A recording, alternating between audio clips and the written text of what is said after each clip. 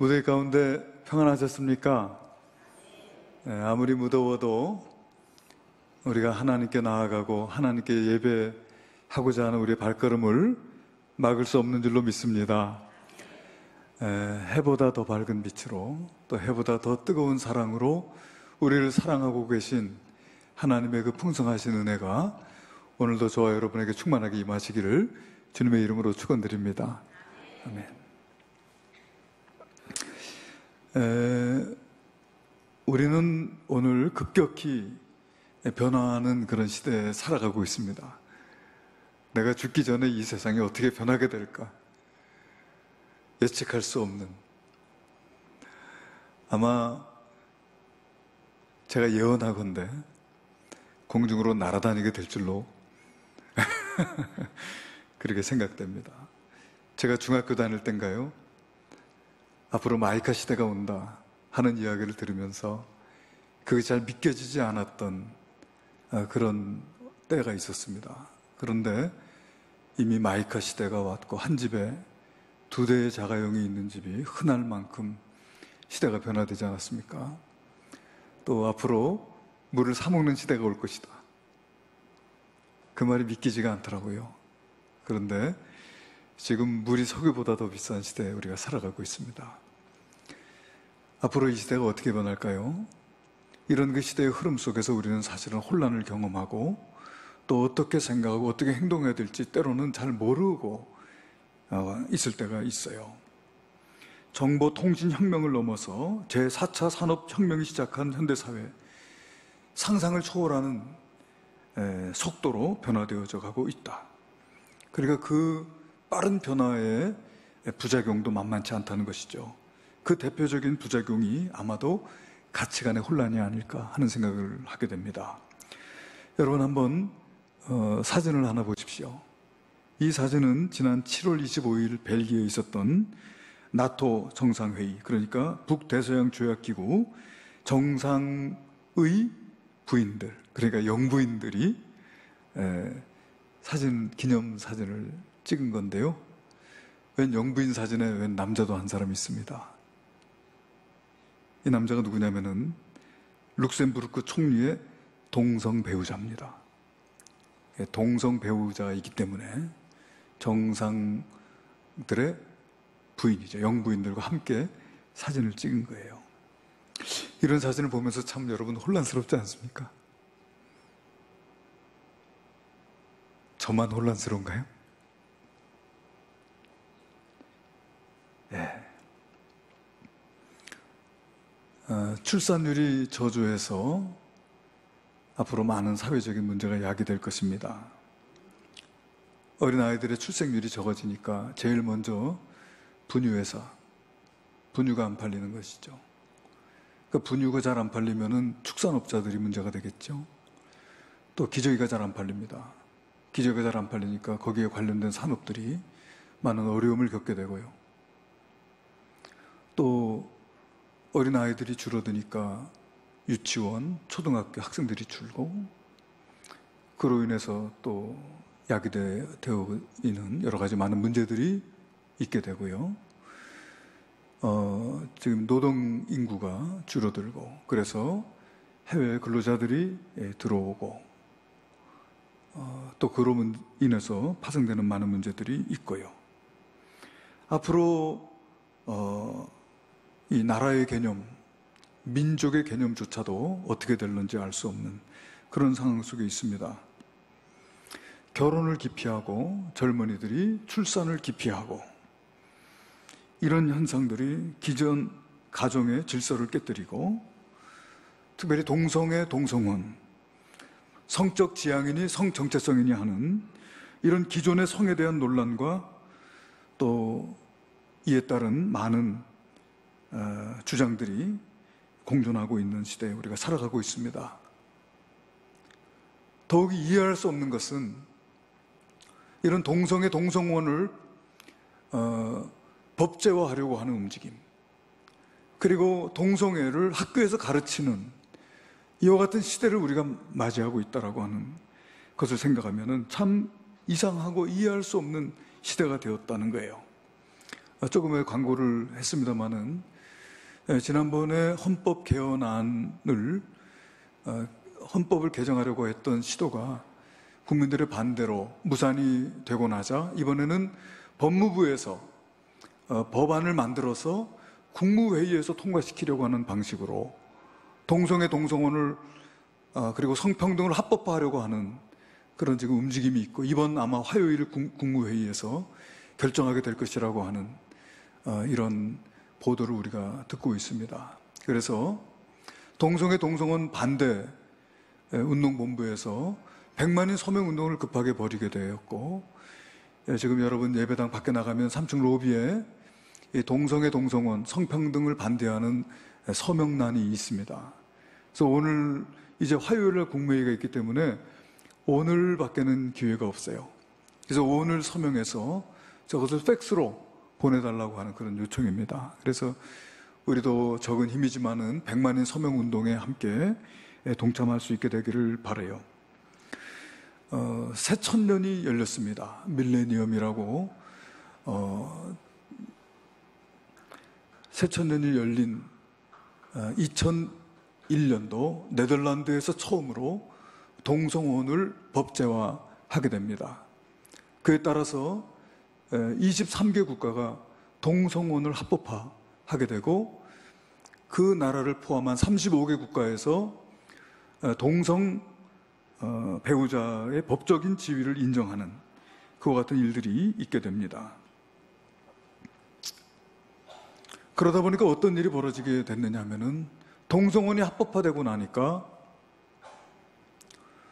동성 목회자가 합법화가 되게 됩니다. 동성의 목사, 동성의 신부. 여러분 PCUSA라고 하면은 미국 장로교회입니다. 미국 장로교회는 우리가 아는 대로 우리나라의 선교사를 파송했던 나라고 우리나라 총회가 세워지고 또 오늘까지 교회가 성장하는데 함께 동반자의 역할을 했었던 교단이죠. 이런 교단에서도 동성애를 합법화하고 동성 목회자를 세우게 됩니다. 동성애자들이 목사로 안수받는 그런 일들이 있게 돼서 PCUSA에 속해져 있던 우리 한인교회들이 이탈하는 그런 일들이 지금 미국에서 벌어지고 있는 가운데 있습니다. 우리 대한예수교 장로회 우리 통합 즉 총회에서는 참 우리 사회적인 변화 그리고 우리에게 복음을 전했던 미 장로교회의 이와 같은 변화 속에서 상당히 혼란을 경험하는 것이죠. 그런 가운데서 지난 2018년 7월 달에 대한예수교 장로회 우리 통합측 교단에서의 동성애에 대한 우리의 입장을 새롭게 발표를 하게 됐어요. 이제까지도 계속해서 발표하고 있었습니다만은 그 내용이 뭐냐 하면은 결론부터 먼저 말씀드리면은 동성애는 죄라고 하는 것입니다. 아멘. 네. 시대적인 흐름과 또 우리에게 복음을 전했던 교단이 인정했다고 하더라도 그것이 하나님의 창조 질서와 성경적 가치관 속에서 죄라. 그래서 우리는 이제는 미국 장로교회를 따르는 교단이 아니고 하나님의 창조 질서와 성경 말씀을 따르는 교단인 것입니다. 아멘. 두 번째는 뭐냐면은 남자와 여자의 결합으로 이루어진 결혼과 가정을 존중한다는 것입니다. 하나님의 창조의 질서는 한 남자와 한 여자의 결합을 통한 가정, 그리고 그 가정을 통한 생육과 번성, 그것이 하나님의 창조 질서라고 하는 것입니다.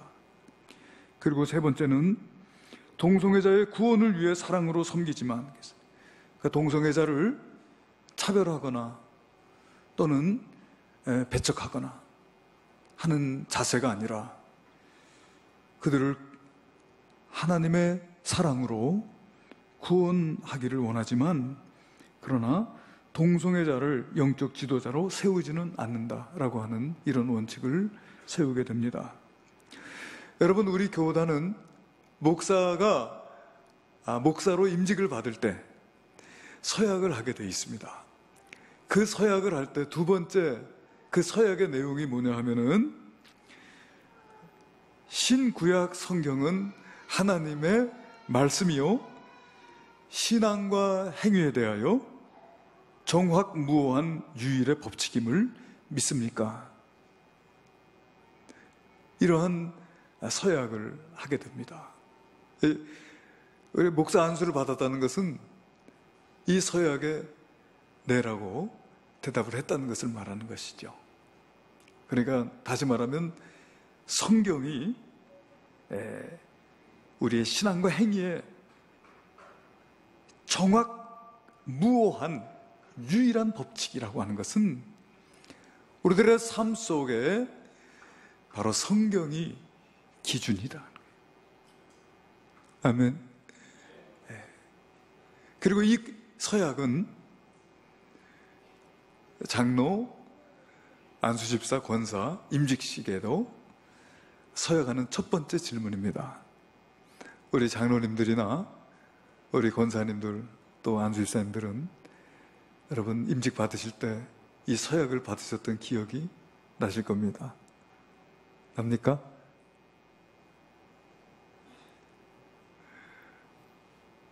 똑같은 질문이에요. 신구약 성경은 하나님의 말씀이요 신앙과 행위에 대하여 정확무오한 유일한 법칙임을 믿습니까?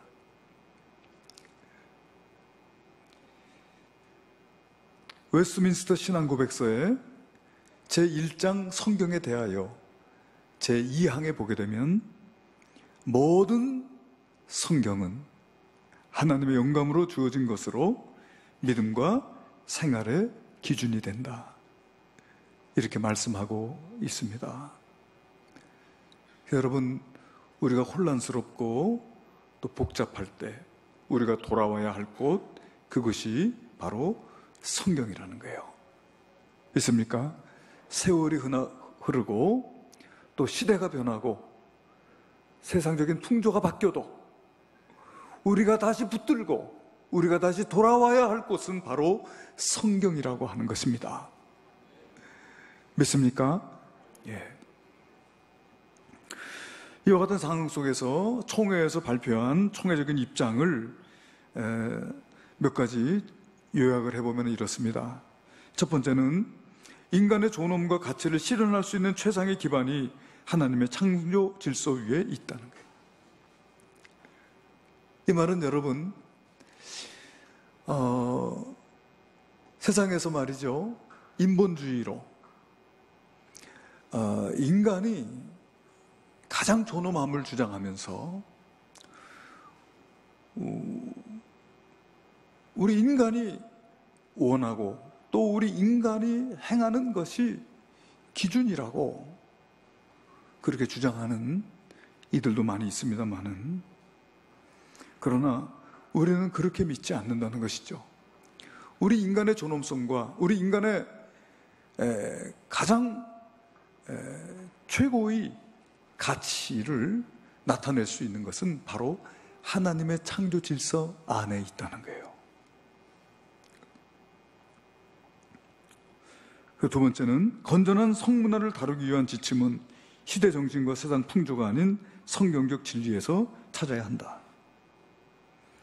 세 번째, 성경은 개인의 행복과 공동체의 번영, 더불어 살아가며 개인의 자아를 실현해 나가는 인간다운 삶의 길을 보여주고 있다. 성경은 창조 질서를 왜곡하고 인간의 존엄성을 훼손할 수 있는 일체의 성적 타락을 경계하고 있다. 다섯 번째, 교회는 남녀의 성적 결합에 근거한 성경적 결혼 제도에 대한 견해를 분명히 해야 한다. 여섯 번째, 교회는 치유와 포용의 대상이 되어야 할 동성애자들을 혐오하고 배제하는 오류를 범하지 않아야 한다는 거예요. 이런 내용들을 조금 더 자세히 말씀드리겠습니다. 여러분, 성경은 한 남자와 한 여자가 결혼제도 안에서 성적 결합을 통해서 가정을 이루고 자녀를 낳아 기르며 번성하고 부부간의 성적 순결을 지키는 것을 창조의 원리로 선포하고 있다는 거예요. 창세기 1장 27절에 보게 되면은 하나님은 사람을 지으실 때에 남자와 여자로, 남성과 여성으로 지으셨습니다. 하나님이 자기 형상 곧 하나님의 형상대로 사람을 창조하시되 남자와 여자를 창조하시고, 성경에서는 이 두 가지의 양성에 대해서 말씀하고 있습니다. 그리고 창세기 2장 24절에 보게 되면은 이성애에 의한 가정을 이룰 것을 말씀하셨습니다. 이러므로 남자가 부모를 떠나 그의 아내와 연합하여 둘이 한 몸을 이룰지로다. 한 남성과 한 여성이 이성애에 근거한 가정을 이루고, 또 창세기 1장 28절에 보게 되면은 하나님이 그들에게 복을 주시며 하나님이 그들에게 이르시되 생육하고 번성하여 땅에 충만하라, 땅을 정복하라 말씀하심으로써 그 가정 안에서 생육하고 번성할 것을 말씀하고 계시다고 하는 것입니다. 그러니까 성경은 하나님의 창조 질서 안에서 남성과 여성이 가정을 이루고 그 안에서 생육하고 번성하며 살아갈 것을 하나님의 창조의 질서로 우리에게 말씀하고 계시다라고 하는 것이에요. 또 구약 성경뿐만 아니라 신약 성경에서도 로마서 1장 27절에 보게 되면은 동성애를 하나님의 창조의 원리에 어긋나는 것으로 말씀하고 있어요. 이와 같이 남성들도 순리대로 여자 쓰기를 버리고 서로 향하여 음욕이 불릴 듯하며 남자가 남자와 더불어 부끄러운 일을 행하여 그들의 그릇 때문에 상당한 보응을 그들 자신이 받았느니라 함으로써 동성 간의 사랑이 하나님의 창조의 질서에 위배되고 있는 것을 말씀하고 있습니다. 성경이 우리의 신앙과 행위에 정확무오한 유일한 법칙임을 고백하고 있는 저희들은 동성애를 죄라고 말을 해야 하는 것입니다.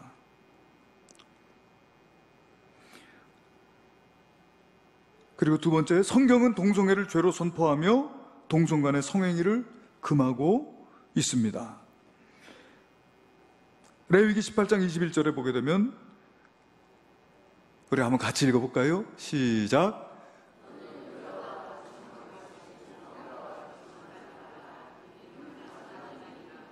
레위기 20장 13절 시작.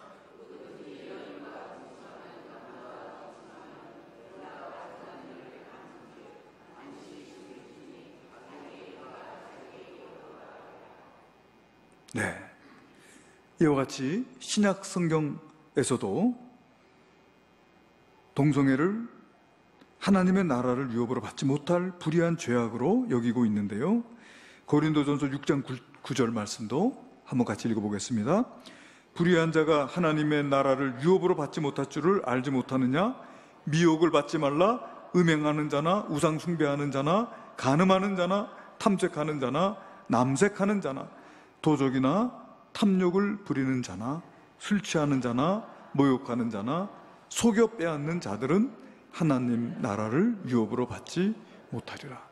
그래서 하나님의 나라를 유업으로 받지 못할 자들을 언급하는 가운데 거기 남색하는 자, 다시 말하면 동성애자를 언급하고 있다고 하는 거예요. 또 디모데전서 1장 9절과 1장 10절의 말씀도 우리 같이 한번 읽어보겠습니다. 알 것은 이것이니 율법은 옳은 사람을 위하여 세운 것이 아니요 오직 불법한 자와 복종하지 아니하는 자와 경건하지 아니한 자와 죄인과 거룩하지 아니한 자와 망령된 자와 아버지를 죽이는 자와 어머니를 죽이는 자와 살인하는 자며 음행하는 자와 남색하는 자와 인신매매를 하는 자와 거짓말하는 자와 거짓 맹세하는 자와 기타 바른 교훈을 거스르는 자를 위함이니, 이렇게 말씀하심으로써 동성애 옳지 않은 일임을 성경은 분명하게 선포하고 있습니다. 그리고 세 번째로 성경은 동성애를 윤리적 죄로 간주하고 선천적, 후천적, 성적 취향에 대하여 묻지 않으며 다만 행동 자체를 죄로 선포하고 있다고 하는 것입니다. 이 윤리적 죄라고 하는 말이요, 우리가 잘 이해가 가지 않는 단어일 거라고 생각이 돼요. 이것은 제의적 죄의 상반된 말인데, 그러니까 동성애자들은 동성애를 윤리적인 죄라고 하지 않고 제의적인 죄라고 이렇게 주장을 한다는 것입니다. 제의적인 죄라고 하는 것은 뭐냐 하면은 인간이 책임지지 않고 목욕이나 또는 제사를 함으로써 씻어낼 수 있는 그런 죄다, 그렇게 주장한다는 것이죠. 그러니까 신약 시대에는 효력을 상실한 죄라고 그렇게 주장한다는 것입니다. 그러나 성경을 보면은 이 동성애를 윤리적인 죄, 다시 말하면 자기 자신이 책임을 져야 할 죄로 그렇게 명시해 놓고 있다고 하는 것이죠. 예를 들면 레위기 18장 22절, 너는 여자와 동침한 같이 남자와 동침하지 말라, 이는 가증한 일이니라. 레위기서 18장 27절, 너희가 전에 있던 그 땅 주민이 이 모든 가증한 일을 행하였고 그 땅도 더러워졌느니라. 너희도 더럽히면 그 땅이 너희가 있기 전 주민을 토함같이 너희를 토할까 하노라. 그러니까 그와 같은 죄를 범하게 되면 그 주민을 땅이 그 주민을 토해내게 된다. 여러분, 이스라엘 백성들이 가나안 땅을 정탐하기 전에 그 가나안 땅에 살아가고 있던 원주민들은 그 가나안 신을 섬겼습니다.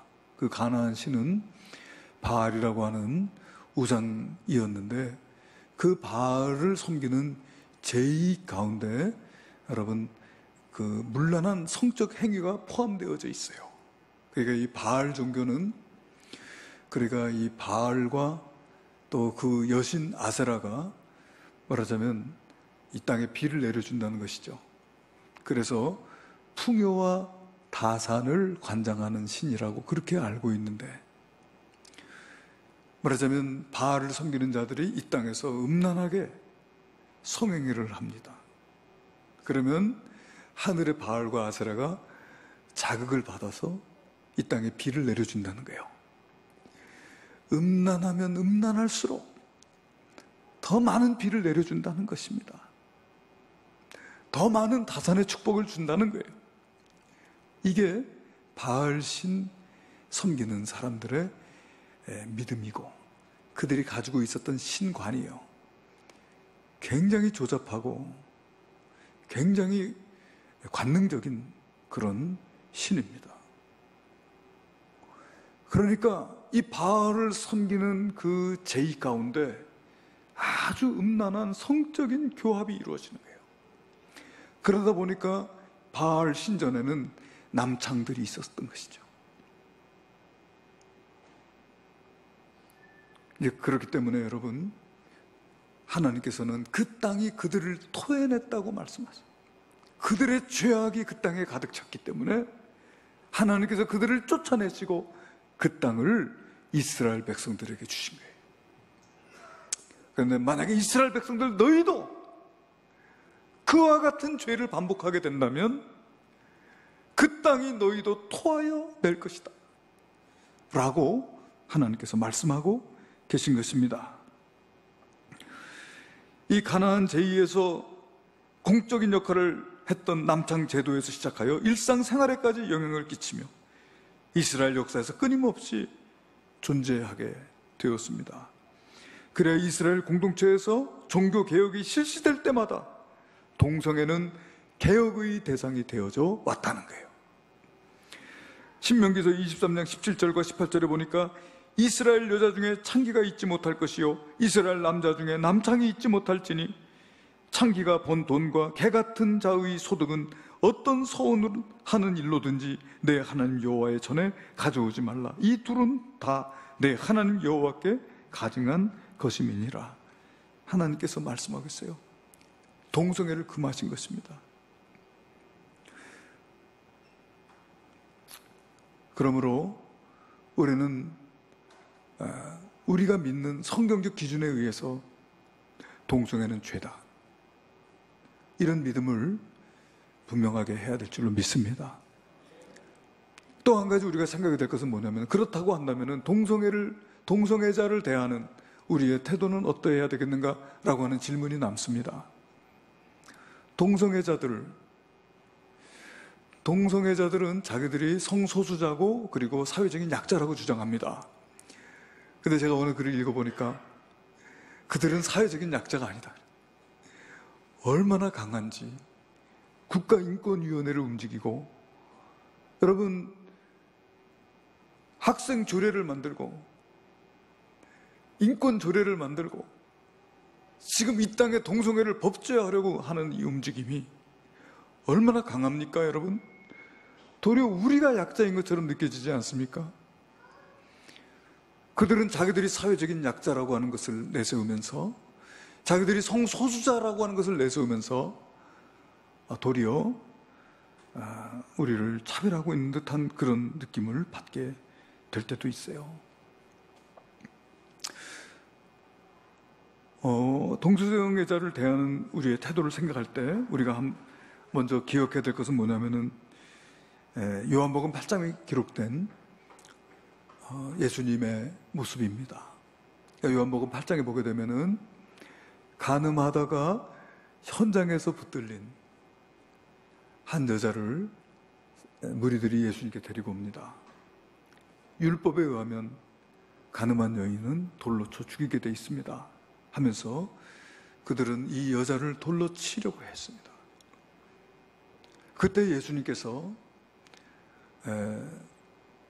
허리를 숙이시고 땅에 무언가를 쓰셨습니다. 그리고서는 말씀하셨습니다.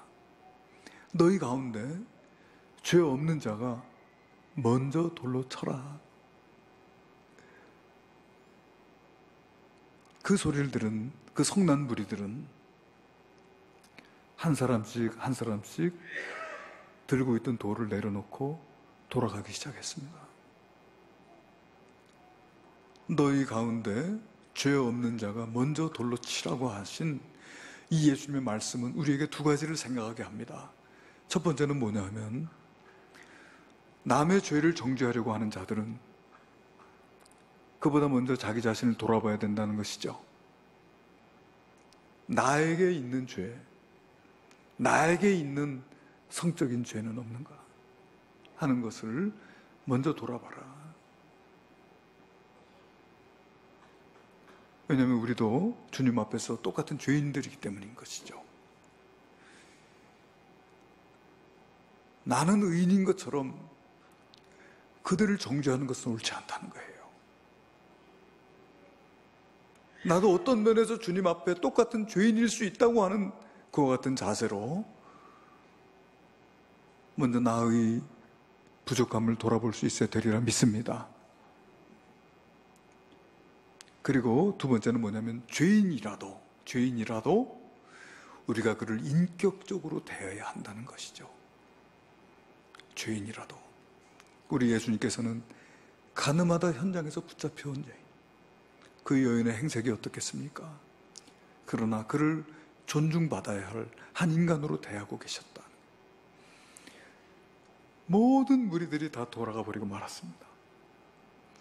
그때 예수님께서 여인에게 말을 거셨어요. 여인과 대화하셨다는 것이죠.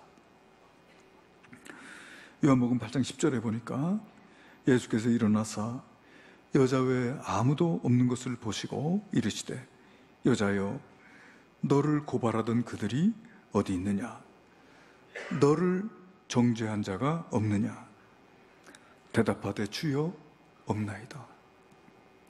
예수께서 이르시되, 나도 너를 정죄하지 아니하노니 가서 다시는 죄를 범하지 말라. 그러니까 예수님은 그 여인을 구원을 받아야 할 한 마리의 잃어버린 양으로 그렇게 보신 것입니다.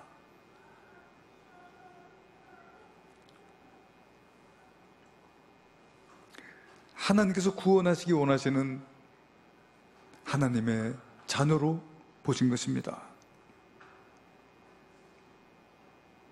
그리고 예수님의 이와 같은 사랑의 모습이 이 여인을 마침내 변화시키게 되었을 것입니다. 성경은 죄인 스스로가 깨닫고 회개하고 변화되기를 원하시는 하나님의 뜻을 우리에게 전하고 있어요. 아멘. 하나님은 죄인 한 사람 한 사람이 그 죄에서 돌이켜 변화되어져서 새로운 사람이 되기를 원하고 계십니다. 아멘. 네, 에스겔서 18장 30절 이하에 보게 되면 주 여호와의 말씀이니라 이스라엘 족속아 내가 너희 각 사람이 행한 대로 심판할지라 너희는 돌이켜 회개하고 모든 죄에서 떠날지어다 그리한즉 그것이 너희에게 죄악의 걸림돌이 되지 아니하리라. 너희는 너희가 범한 모든 죄악을 버리고 마음과 영을 새롭게 할지어다. 이스라엘 족속아 너희가 어찌하여 죽고자 하느냐. 주 여호와의 말씀이니라 죽을 자가 죽는 것도 내가 기뻐하지 아니하노니 너희는 스스로 돌이키고 살지어다. 할렐루야. 하나님은 어떠한 죄인이라도 그 죄에서 돌이키고 회개하여 하나님의 구원의 은총을 얻고 하나님의 생명을 누리게 되기를 원하고 계신 사랑의 하나님이심을 기억해야 될 줄로 압니다. 이와 같은 하나님의 마음이 우리가 동성애자들을 대하는 마음이어야 한다는 거예요. 여러분, 동성애자에게 동성애가 죄가 아니라고 말하는 것이 사랑입니까? 동성애를 지지하는 사람들은 동성애가 죄가 아니라고 말하고 우리는 당신을 혐오하지 않고 차별하지 않는다고 말하지만 그게 여러분 진정한 사랑입니까? 동성애자를 향한 진정한 사랑은 그게 죄라고 이야기해 주는 것입니다. 그리고 그들로 하여금 그 죄로부터 돌아서서 회개하고 다시금 바른 길을 가서 하나님의 구원의 백성이 되도록 돕는 것이 진정한 사랑인 줄로 믿습니다. 우리는 동성애자들을 인격적으로 존중하고 또 사랑하면서 죄에서 돌이켜 하나님의 형상을 회복할 수 있는 소망으로 그들을 인도해야 합니다. 그래서 첫 번째, 우리는 동성애자를 정죄하기에 앞서 그들의 구원과 치유를 원하시는 하나님의 사랑을 선포하고 하나님의 형상으로 창조된 인간은 동성애자를 포함한 그 누구도 차별과 배척의 대상이 되어서는 안 된다고 하는 믿음을 가지고 대해야 하겠습니다. 동성애자들이 변화되기까지는 시간이 필요할는지 모릅니다. 그들의 변화를 기다려줄 수 있는 인내가 우리에게 필요할 것입니다. 우리는 모든 사람을 구원하기 위해 복음을 전하는 자로서 동성애자가 처한 환경을 깊이 이해하고 그들을 목회적 차원에서 교회 안으로 포용하여 그리스도의 사랑의 돌봄과 섬김으로 함께 해야 될 줄로 믿습니다. 그리고 두 번째, 우리는 건강한 가정문화, 그 가정문화의 정착과 성경적 성문화를 형성하도록 추구해야 한다. 그래서 한 남자가 한 여자와 가정을 이루고 그 가정 안에서 자녀를 낳아 생육하고 번성하는 이와 같은 하나님의 창조 질서에 속한 순결한 삶을 살도록 우리가 이끌어가야 할 책임이 있다. 할렐루야. 우리 자녀들이 결혼해야 합니다. 우리 자녀들이 결혼해서 자녀를 낳아 또 그 자녀를 하나님의 말씀으로 양육하며 아름다운 믿음의 가정을 이룰 수 있도록 기도하고 또 이끌어 가야 될 줄로 믿습니다.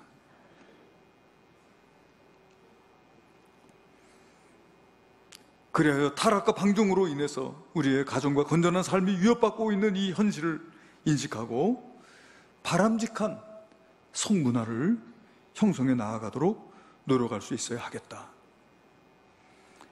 그리고 세 번째는 우리는 세상에 만연한 개인주의와 세속주의의 물결이 건전한 성문화를 왜곡하는 현실을 직시하며 이러한 성문화의 관행화, 제도화 및 법제화를 경계해야 한다. 여러분, 법이 만들어지면은 법과는 싸워서 이길 수가 없어요. 법이 만들어지는 것을 막아야 합니다.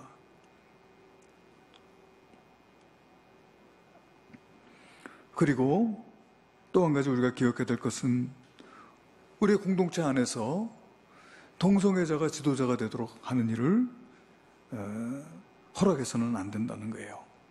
디모데전서 3장 2절에 보니까 그러므로 감독은 책망할 것이 없으며 한 아내의 남편이 되어 절제하며 신중하며 단정하며 나그네를 대접하며 가르치기를 잘하며 이렇게 되어 있습니다. 또 디모데전서 3장 12절에도 집사들은 한 아내의 남편이 되어 자녀와 자기 집을 잘 다스리는 자일지니 그랬어요.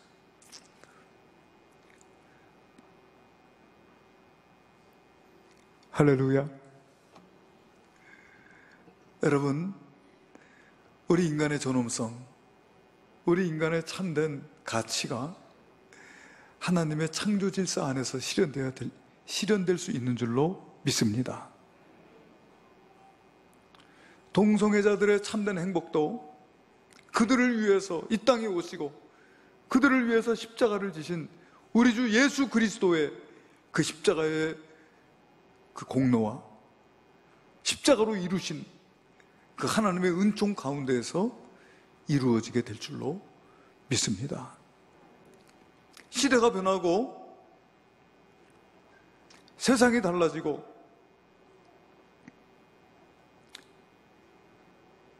변해져도 하나님의 말씀이 진리이며 하나님의 말씀을 따르는 삶이야말로 우리를 가장 가치롭고 그리고 가장 아름다운 삶으로 인도하는 길임을 우리는 분명히 믿는 것입니다.